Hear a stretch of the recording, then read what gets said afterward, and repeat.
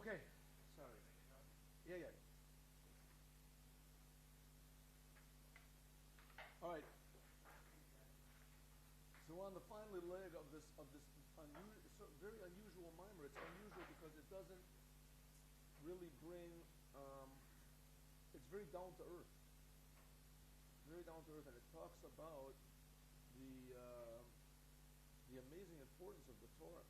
So yesterday it said that the importance of the Torah is that it gives stability to the whole entire creation. This, by the way, is a very sore point in Israel. In Israel, the country of Israel, in general, with the general people, maybe even less than in general, do not recognize at all the practical importance of learning Torah. Because how the Torah actually gives stability to the whole world, especially learning Torah in Israel. So the non-religious people in Israel, they think that this whole thing of learning Torah is just a total selfish waste, and that people are just doing it because they believe that they're going to go into heaven. So these people don't believe in heaven, but they don't believe also that the Torah can be learned to fix the whole world up. That's what the Rebbe said. That it says that the world, Yarav Shakata, that the world was afraid until the Torah was given. The world was like trembling. And when the Torah was given, there was more stability in the world. And that's one reason why there were great people that gave so much to learn Torah. We're going to have now Lag BaOmer soon. Lag BaOmer is the day of the passing away of Rabbi Shimon Bar Yochai. Rabbi Shimon Bar Yochai was one of the people that it says in the Talmud that Torato Emunato, that his whole work in his life constantly was learning Torah. A lot of people tried to do like him, and it didn't work. But he sat and he learned Torah all the time, except when he had to go to the bathroom or maybe eat or something like that. But he was literally, 24/7 was involved in learning Torah, even when he was asleep. He was involved in learning Torah. The ideas that he learned in the daytime would go over in the nighttime. To the point where he got these tremendous secrets of the Torah. But the reason that he did it was not for himself. If that would have been the reason, then he wouldn't have been called a tzaddik. He would just be a selfish person. Just be a selfish person. He realized that the key to going to heaven was learning Torah. That's not the reason why he did it. He learned Torah in order to give stability and blessing to the whole entire physical world, including all the non-Jews and everybody. That's why he was so devoted to learning the Torah. And that's what happens when you learn Torah. You actually benefit the whole entire world. I mean, of course, this depends on our faith. We have to believe that there is such a thing. But that's the reason why God gave the Torah, is for the sake of the world, for the sake of the physical world. Good. So that's why the Rebbe said it's important for us to learn both the inside of the Torah and the outside of the Torah, because the inside of the Torah is like the soul of the world, and the outside of the Torah is like the body of the world. So it's very healthy to have very important to have a healthy body, but equally as important, if not more so, to have a healthy soul. But you have to have them both together. You can't have a body without a soul, and you can't have just a soul without a body. So that's why God gave the Torah in the world, the external Torah, like the Talmud and the laws, and the internal Torah, which is the secrets of the Torah and the mystic soul of the Torah, mystical parts of the Torah. And very interesting, usually most of the people that did not agree with the Lubavitcher Rebbe were people that had absolutely no idea what the inside of the Torah is about. They had no idea whatsoever about the secrets of the Torah. They thought it was even forbidden to learn the secrets of the Torah. Nothing could be further from the truth. Okay, so says the Rebbe that that's the idea of Matan Torah, that in Matan Torah the world became more stable. And because the world became more stable on Matan Torah, the day when the Torah was given, so there's three things that the world stands on. What are those three things? Avi Nasi. Oh, I guess I shouldn't have said that. So now you're published all over the world. But that's okay. You're famous. Three things. It says in Pirkei Avos, do you remember in the beginning? Torah and Avoda and Gemilas Masad. The Torah, which we just explained why the Torah. Avoda means prayer, and Gemilas Masad means giving charity. So therefore the Rebbe says, we should also add on in those other two things, as well as Torah. Give charity. The day before Shavuos, you should give more charity and make a resolution that in the future you're going to give more charity, whether money, financial charity, or spiritual charity, right? Encouraging other people, being nice to other people, thinking good about other people, helping people, especially helping other people to learn Torah, to be better human beings, to be better Jews. Okay.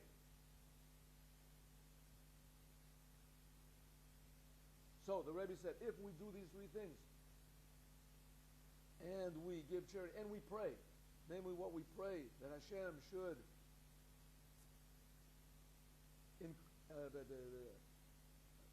help us to do all the things that we resolve to do, and to help us to have more love for other people, and to help us more love of Hashem.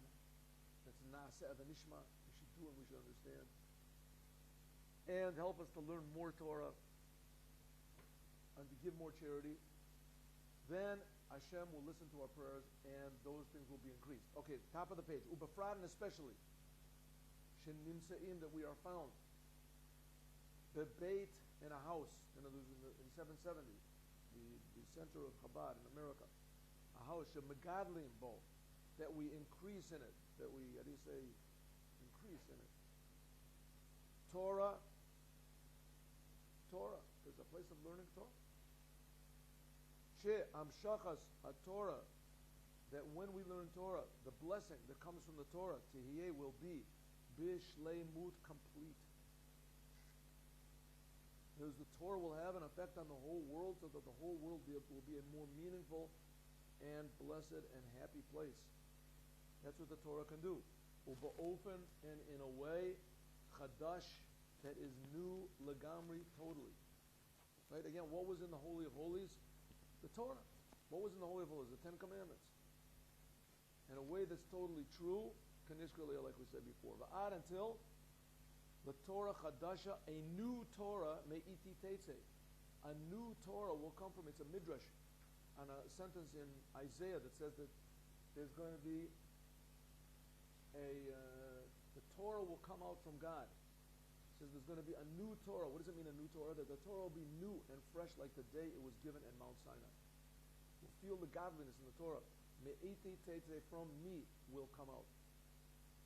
Big geula, in the redemption, ha'amitit, the true redemption, v'shlema, and the complete redemption. And here we get to the real point of this Maamar. That who is the one that's going to really finish and complete, finalize the work that Abraham started? That Abraham was Av Hamon Goyim, he was the father of all mankind, the Mashiach. So there'll be a redemption, a complete redemption by means of Mashiach Tzidkenu, our righteous Mashiach. Now, here the Rebbe, this is the first time the Rebbe mentioned it in the Maamar, but what is this idea of Geula, of freedom? Geula means freedom. What do you think, Borak? What is Geula? Geula, this Chabad, Mashiach, and Geula, redemption. That's what Chabad is. Mashiach. Right? The Rebbe is the Mashiach. We need Mashiach. We have to have Mashiach. Mashiach now. What is Mashiach? Well, Mashiach is going to bring the Geula, the redemption, the freedom of all people. What do you think that is? Freedom. I would think freedom to serve Hashem. Freedom to serve Hashem. That's very good, but that's sort of a very religious sort of an idea. Usually, most people think freedom is you do what you want. You're free. You were in prison, and now you're free to do what you want. Well, freedom to I think if Mashiach brings freedom, he's going to bring freedom from the Sahara to serve Hashem willingly, and that's all we want. Very good. That's right. Freedom to serve Hashem willingly. That's all we want to do. It's very nice, but there's a little bit more to it than that, because the word freedom doesn't mean freedom to do like me. Freedom, right, or freedom to do like the Lubavitcher Rebbe, or freedom to do. The freedom means that you're free, right? Freedom means to do what you want. You're right, what you just said. What you just said is right. What you said is right. People will want to serve God. Well, why will they want to serve God? Like in Iran now, either you want to or we kill you. Because you want. You want to serve God? Yeah, sure. It's a question. Sure, of course I do. Watch this. Right? what you said was right, but there's a little bit more to it, something a little bit more. The Rebbe has this beautiful letter that he wrote for Pesach, which is a time of freedom. What do you say, Akiva?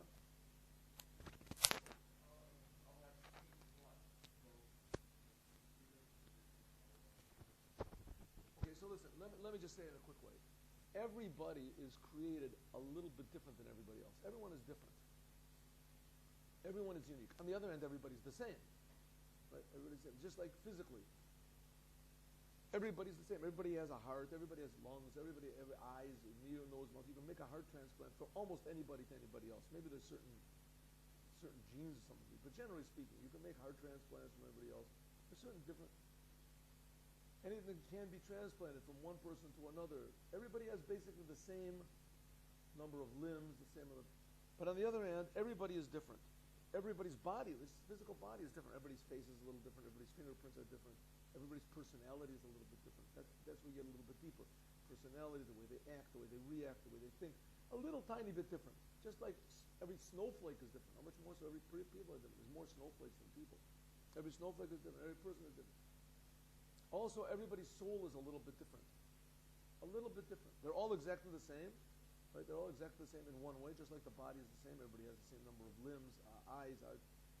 But also everybody's a little different. Freedom means that everyone can express their difference, why they were made a little bit different from everybody else. We're not just talking about a general difference like black people and people from Japan and China and from Sweden and from... That's a general difference. Right? General difference. Which that's also true, but there's also specific differences. And these differences were created by God to be expressed in a good way. So freedom means that you'll be free to really express these ideas. Right?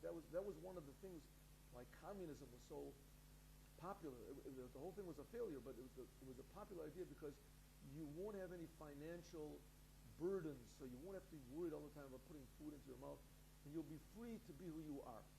Unfortunately, they didn't have any real idea what freedom meant. They didn't have any goal what was good. They just had the idea what was bad. Right? Bad was, the kind of capitalism and people having to be worrying about money all the time. What was good, they didn't know. Here they say what is good. What is good is like what Baruch said, serving God. But serving God won't be the idea of to be like the religious people like them. Serving God means instead of just doing what I want to do all the time, I'm going to do what my Creator wants me to do. And you'll feel what your Creator wants you to do. Then you'll start to see that the Torah is not something that these religious people made up. The Quran is, yes. And the Gospels, yes, and the Vedas, and the Bible, all these other books from all the other religions, they were made up by people. But the Torah was not made up by, the Torah was made up by the Creator of the universe. And then you'll just say, listen, it's the manufacturer's instructions, what to do. I want to do what the Creator wants me to do. So that's called free. Right? That's called free. There's people, for instance, that have natures. There's people that have natures to be alcoholics. People that they take one drink and they're alcoholics. For them to do their nature is the worst thing in the world for them. It's the worst thing in the world. It makes them bounded. Right? It makes them in prison.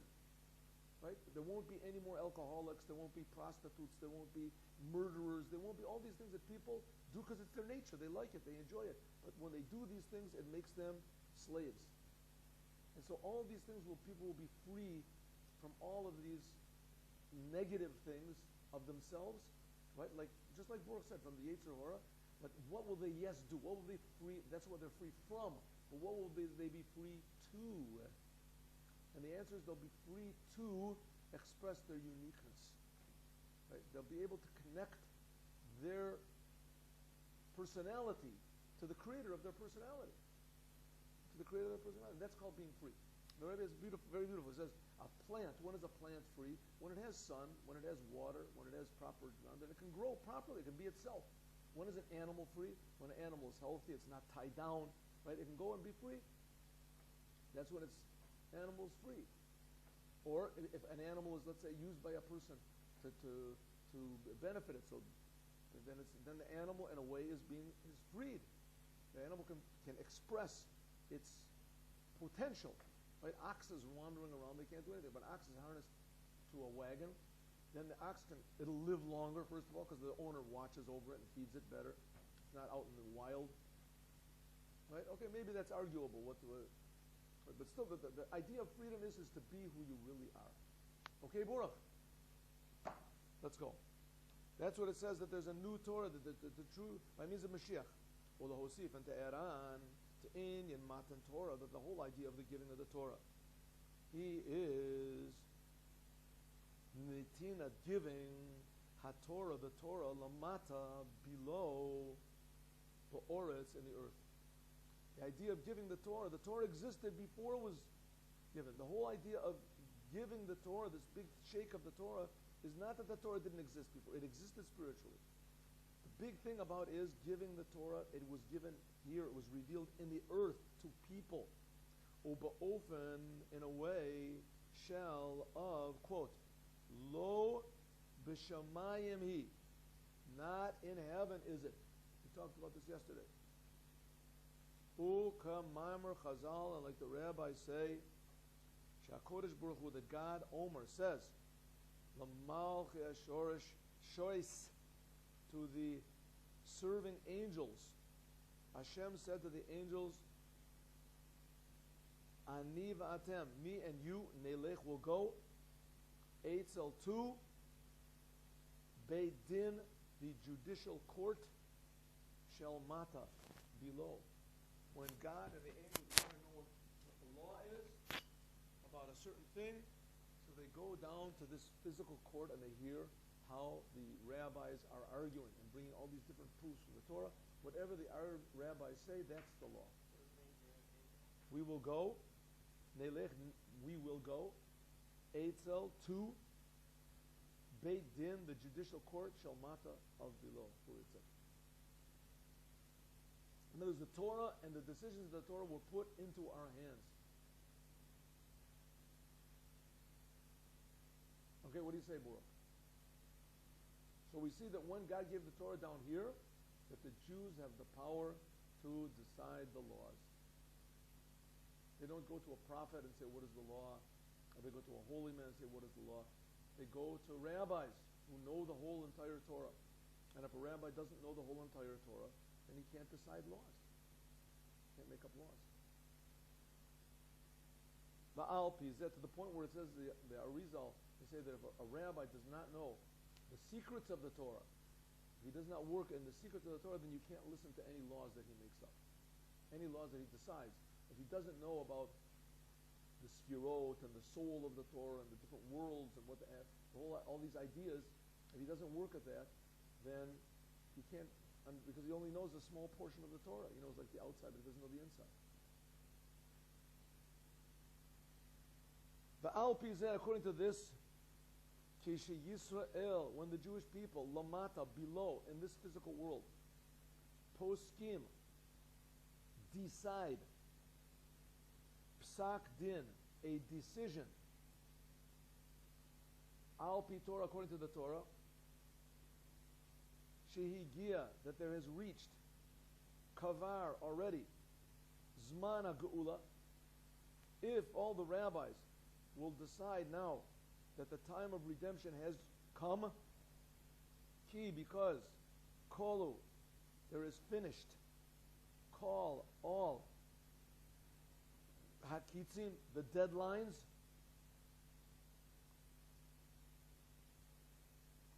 what does it mean there is finished all the deadlines? There is in the Gemara Sanhedrin in page 98, so there's a lot of discussion about Mashiach. And there's where you get the idea that the Mashiach can come from the dead. Can come from the dead. This is the Mashiach will come from the living. It'll be like Rabbi Yehuda Nasi. If it will come from the dead, it'll be like Daniel. There's a lot of very interesting things that are said over there. But one of the opinions is, there's also, they said, what's the Mashiach's name? So each rabbi says that his rabbi, each rabbi says, my teacher, the Mashiach is going to be like the name of my teacher. Each one said that his teacher was the Mashiach. It says Yinun Shemon. Every person they said that his name will be his teacher will be Mashiach. From this we can learn that everybody should say that his teacher is the Mashiach. That he's the one that's going to save the whole world. But it says another thing also. They ask the question, when is Mashiach going to come? So one of them says it's going to come this time, or it's going to come this time. The other one said the Mashiach has to come right now because all of the deadlines of when Mashiach is supposed to come have already finished. There's one opinion over there that says Hillel, not the same Hillel we know, said that Mashiach is not going to come. It's already passed and it's not going to come. But the law is not like that. The Gemara says the law is not like that person of Mashiach. It says Mashiach is not going to come. So if you say nowadays the Mashiach is not going to come, you have a good basis for saying such a thing. It's in the Gemara, but the Gemara explicitly says that that opinion is disqualified. We don't listen to that opinion. But then there's the other opinion that says that Mashiach, what do you mean when is he going to come? He was supposed to come a long time ago. Therefore, even if he comes right now, he's tremendously late, but he is definitely going to come. But when is he supposed to come? Right now, every single second. Kulo is finished. Call all hakitzim, the deadlines. The Yisrael and the Jewish people, kavar already, asu did tshuva. The Jewish people already did tshuva. What does it mean the Jewish people did tshuva? We see that it's not so. But it says in the Gemara, the Rambam also brings that immediately when the redemption only depends on the Jewish people doing tshuva. And as soon as they do tshuva, miyarim nigolim, immediately they will be redeemed. So, what do you mean everybody did tshuva? So, it's something like this, like, let's say you have your grandfather goes in for this terrible operation. He has to be, he's dying, God forbid, he's dying, and he has to go in for a tremendous, right, a brain, heart, stomach, everything operation.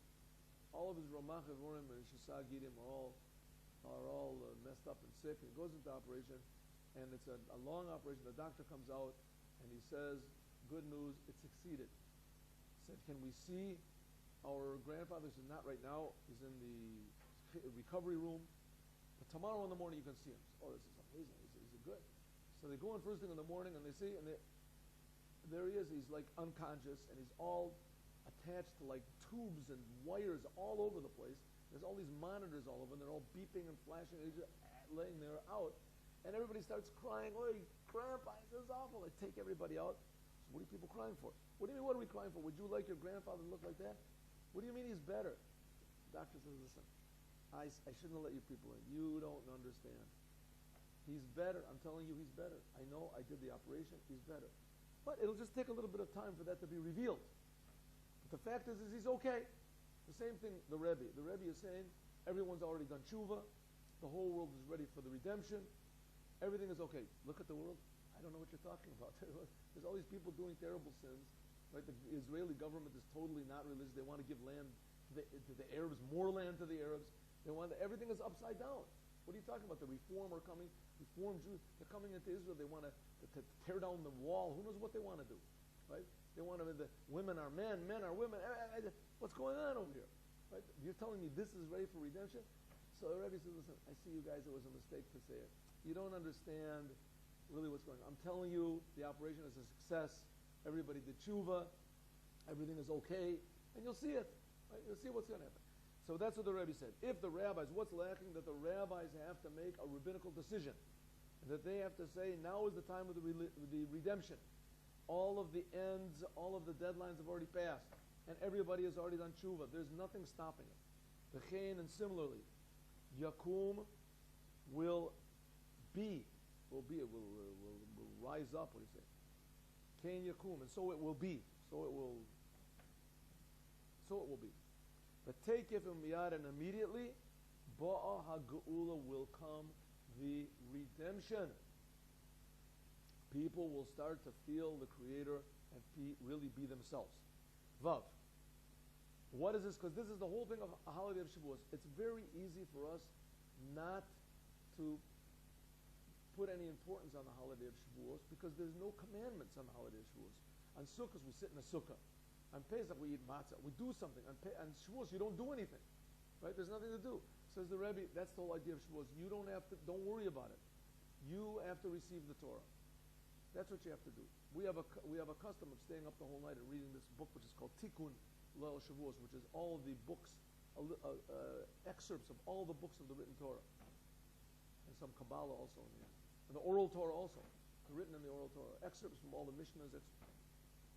So that's the little thing we do.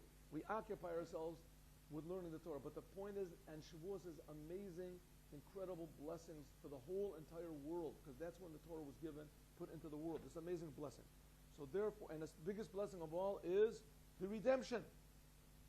L'hosif and te'eran shechag Shavuos, the holiday of Shavuos, Shayach is relevant to Moshe Rabbeinu.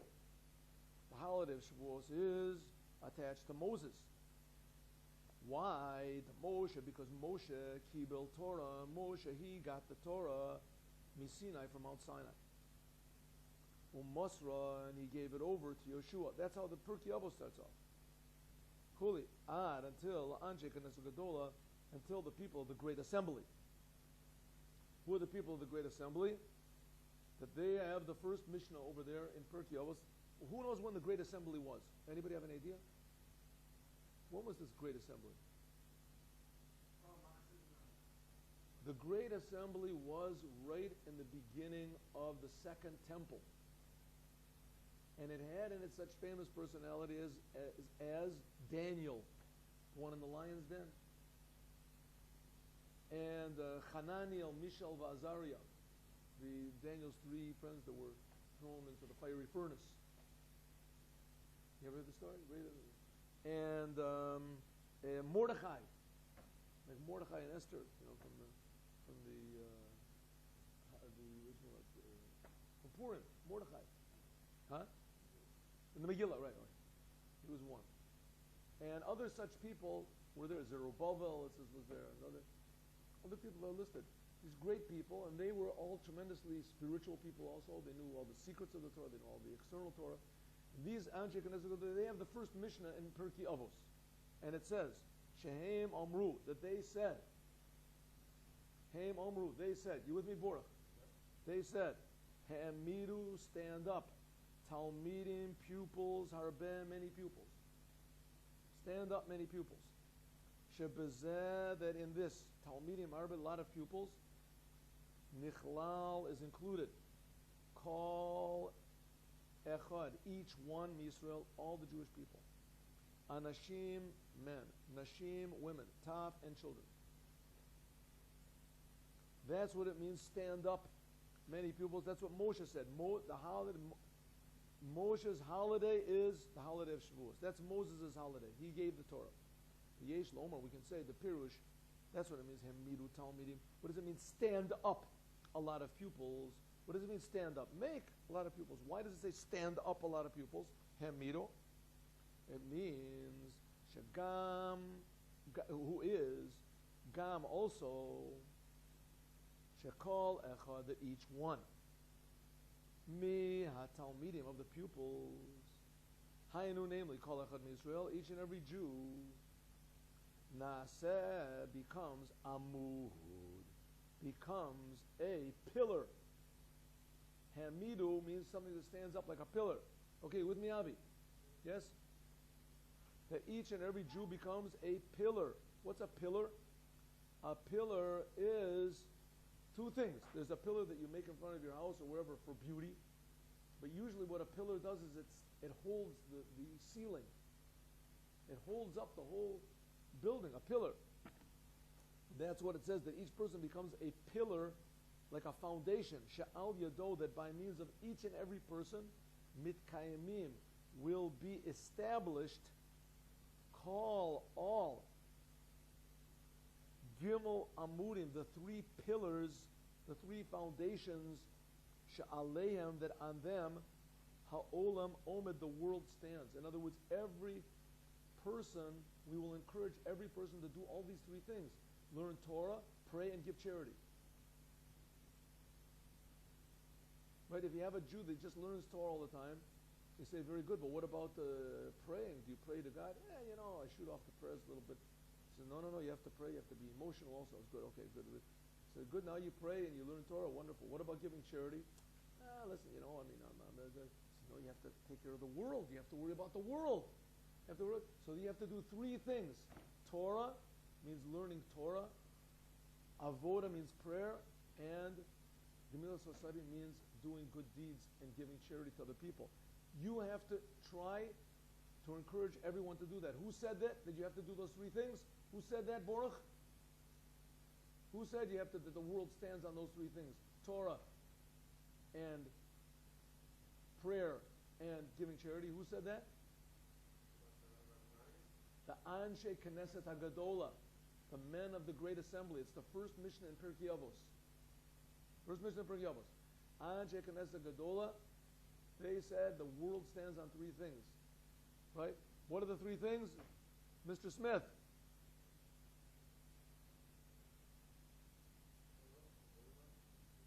Excellent answer. Exactly right. Learning Torah, doing prayer, and doing good deeds, helping other people. Wonderful. So the holiday of Shavuos is Moses' holiday. Also, Chag Shavuos, the holiday of Shavuos, Shayach is relevant. LeDavid, to David, a Melech. The Baal Shem Tov and the Baal Shem Tov. Why? Why is the holiday of Shavuos relevant to David HaMelech and the Baal Shem Tov? Why do you think Mendy pair? The holiday of Shavuos is very connected to King David and to the Baal Shem Tov.